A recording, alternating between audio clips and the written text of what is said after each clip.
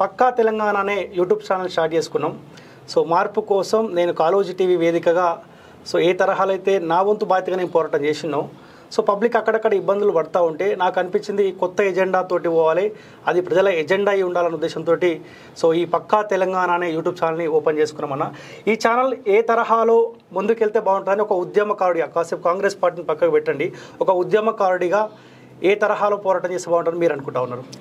ముందుగా పక్కా తెలంగాణ పేరుతో ఏదైతే ప్రజల గొంతుకగా పనిచేస్తూ ఉన్నారో, ప్రజల ఆకాంక్షలు, ప్రజలు ఏ కోరిక మేరకు ఈ తెలంగాణ రాష్ట్రం కావాలని కోరుకున్నారో ఆ సందర్భం లోపల ఆనాడు ఉన్నటువంటి ప్రభుత్వం, కేసీఆర్ ప్రభుత్వం మీద మీరు నీతిగా నిజాయితీగా పనిచేసి ప్రజల యొక్క గొంతుకై నిలబడ్డారు.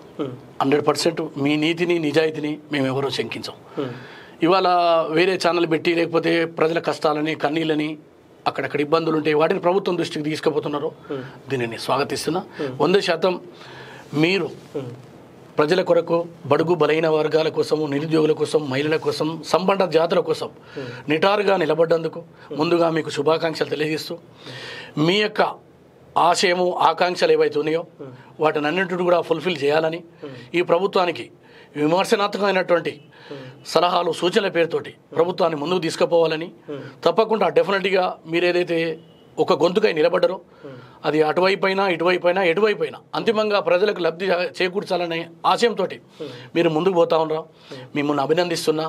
తప్పకుండా మీ ఛానల్ విజయవంతమై ఏ ప్రజలైతే, ఏ యొక్క ఉద్యమకారులైతే, ఏ కవులైతే, కళాకారులైతే, ఉద్యోగస్తులైతే, నిరుద్యోగులైతే తెలంగాణ రాష్ట్ర ఏర్పాటుని ముందుండి నడిపించారో ఆ పరంపరని ఈ ప్రభుత్వం కూడా నడిపించాలని, ఆ దిశగా ప్రభుత్వానికి మీరు సలహాలు ఇవ్వాలని నేను కోరుకుంటాను. ఓకే.